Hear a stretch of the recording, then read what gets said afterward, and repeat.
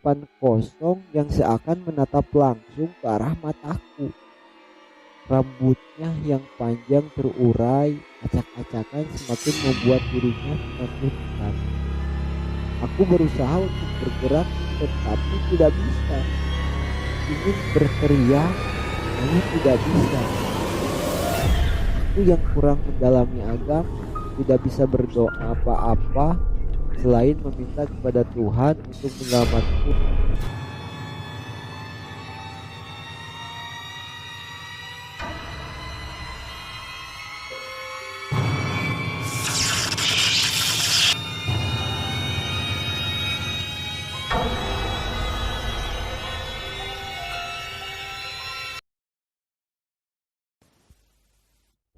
Assalamualaikum warahmatullahi wabarakatuh. Berjumpa kembali bersama channelnya Cerita Tukang Jahit. Baik, kali ini saya akan membawakan sebuah cerita yang berjudul Bayangan di Cermin. Tapi sebelum masuk ke ceritanya, saya ucapkan banyak-banyak terima kasih kepada kalian yang telah mengklik video ini dan meng-like, terus berkomentar serta men-share video ini sebanyak-banyaknya. Semoga kalian semua selalu diberikan kesehatan dan diberikan kelancaran dalam setiap aktivitasnya sehari-hari. Bagi kalian yang baru bergabung dengan channel ini, silahkan klik tombol subscribe-nya dan jangan lupa nyalakan tombol loncengnya agar kalian tidak ketinggalan dengan video-video terbaru di channel ini.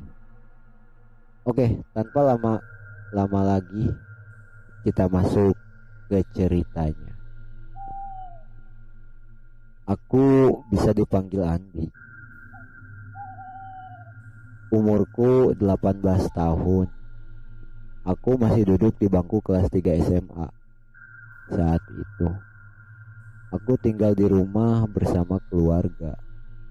Aku memiliki seorang adik perempuan dan 3 orang kakak laki-laki. Rumah kami tidak terlalu besar. Rumahku terdiri dari ruang belakang dan ruang utama. Ruang belakang terdiri dari dapur, tempat makan, musola, kamar mandi belakang, dan tempat mencuci atau menjemur. Sedangkan ruang utama terdiri dari ruang tamu, ruang keluarga, 3 kamar tidur dan 1 kamar mandi. Antara ruang belakang dan ruang utama dipisahkan oleh sebuah kaca besar sebagai pengganti tembok dan sebuah pintu untuk berpindah karena ruang utama ber-AC. Saat pada suatu pagi di hari Minggu, aku terbangun dan langsung menonton TV di ruangan keluarga yang bersebelahan dengan kaca besar itu. Itu merupakan tempat favoritku untuk menonton TV. Ruangan dingin dan TV yang besar membuat sensasi menonton menjadi nyaman. Saat sedang asik menonton, tiba-tiba ibuku mengajakku untuk pergi jalan-jalan sembari berbelanja bulanan. Namun aku menolak, padahal kakak dan adikku semua ikut. Sendiri lagi, aduh, aku mampu dalam hati. Ketika semuanya pergi dan suara mobil terdengar menjauh, saat itu suasana menjadi sangat sunyi. Rumah kami memang berada di sebuah perumahan dinas yang dimiliki BUMN yang letaknya bisa dibilang di tengah hutan, sehingga jarang ada orang yang lewat pada malam hari. Entah berapa lama aku menonton TV, aku merasa mengantuk dan mataku semakin berat. Ngantuk banget nih. Tumben, padahal masih pagi banget, ucapku. Entah karena apa, Tiba-tiba aku merasa sedikit merinding dan ruangan terasa sangat dingin. Duh, ada apaan nih? Gerutuku. Karena merasa tidak enak, maka aku memilih untuk beranjak dari ruang keluarga menuju kamar tidur. Karena memang sudah sangat mengantuk. Berbaringlah aku di kasur dan kupeluk erat guling kesayanganku. Sedikit info, di kamar tidurku itu arah kasurnya menghadap ke sebuah cermin yang lumayan besar dan tertempel di dinding. Sehingga apabila aku tiduran, maka aku akan melihat bayanganku sedang tiduran pula di cermin tersebut. Aku mengambil headset dan memasangkannya ke HP yang sudah kusiapkan untuk mendengarkan lagu agar membantuku untuk terlelap. Ke Jakarta aku kan kembali. Sebuah lagu dari Kus Plus menemani saat itu. Namun tiba-tiba aku mendengar seperti ada yang mengetuk jendela dari luar. Aku lepas headset untuk memperhatikan jendela itu. Namun tidak ada apa-apa. Maka aku pasang kembali headset dan mendengarkan lagu lagi. Dikala sang bulan purnama bersinar di atas telaga, terdengar suara menggema melakukan balada tua, kisah seorang putri yang telah patah hati lalu bunuh diri. Lagu yang berbeda dari sebelumnya, namun tetap dari Kus Plus, masih menemani perjalananku menuju tidur. Entah kenapa dengan lagu ini aku menjadi berpikir dan saling menghubungkan kejadian saat menonton TV. Dan ketukan di jendela itu, semakin aku berusaha melupakannya, maka semakin aku memikirkannya. Aku merasa sangat ketakutan. Dengan mata yang masih terpejam, aku tidak berani untuk membuka mata dan melihat di sekitar.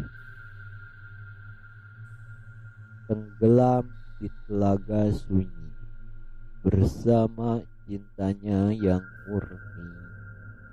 Dengan berakhirnya lagu itu, tiba-tiba musik player di HP-ku berhenti.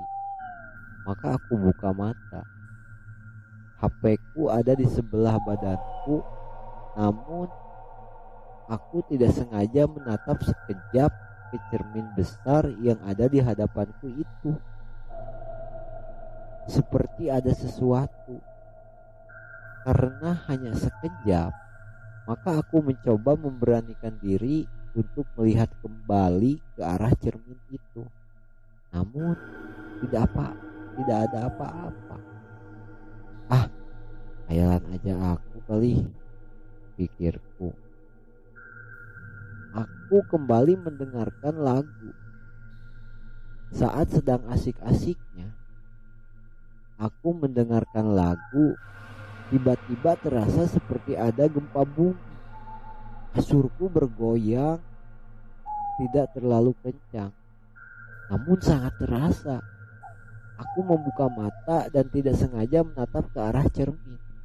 Di sana aku melihat sebuah bayangan tepat di sela-sela antara kasur dan jendela yang berada di belakangku. Aku tengok ke belakang perlahan. Namun tidak ada apa-apa. Aku kembali melihat ke arah cermin. Sosok bayangan putih itu masih di sana. Aku terpaku, mati rasa tidak bisa berbuat apa-apa. Dan hanya bisa menatap mata hantu tersebut. Sebuah wajah pucat, tatapan kosong yang seakan menatap langsung ke arah mataku. Rambutnya yang panjang terurai acak-acakan semakin membuat dirinya menakutkan. Aku berusaha untuk bergerak tetapi tidak bisa. Ingin berteriak namun tidak bisa. Aku yang kurang mendalami agama tidak bisa berdoa apa-apa selain meminta kepada Tuhan untuk menyelamatkanku dari makhluk gaib ini. Tiba-tiba dia berteriak sangat kencang. Suara yang keras dan melengking itu seakan menusuk ke telingaku. Bulu kuduku mulai berdiri. Aku bergetar ketakutan. Aku melihat dia seperti memegang kepalaku. Padahal aku tidak merasa kepalaku dipegang. Aku melihat kepalaku yang telah dipegang hantu tersebut patah karena ditarik ke belakang hingga keluar darah dari hidung. Tiba-tiba aku terbangun dengan keringat di sekujur badanku. Aku terengah-engah dan ketakutan. Spontan aku memegang tubuhku dan bersyukur semuanya itu hanyalah mimpi. Aku mengambil HP dan melihat lagu yang diputar masih sama, yaitu Telaga Sunyi yang dinyanyikan oleh Kus Plus.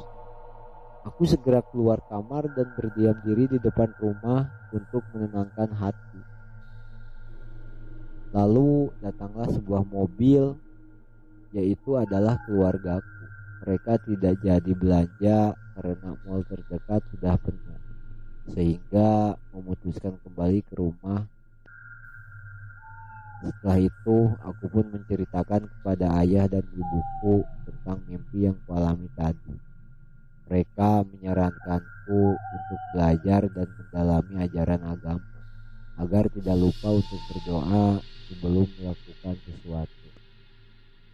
Sekian ceritanya, dan hikmah yang bisa diambil dalam cerita ini, kita tetap selalu belajar mendalami ilmu-ilmu agama, bukan untuk mengatasi dikala kita sedang dihadapkan dengan masalah seperti ini, tetapi utamanya untuk meningkatkan ketaatan kita terhadap Sang Pencipta. Sekian dan terima kasih. Selamat berjumpa di video selanjutnya. Assalamualaikum warahmatullahi wabarakatuh.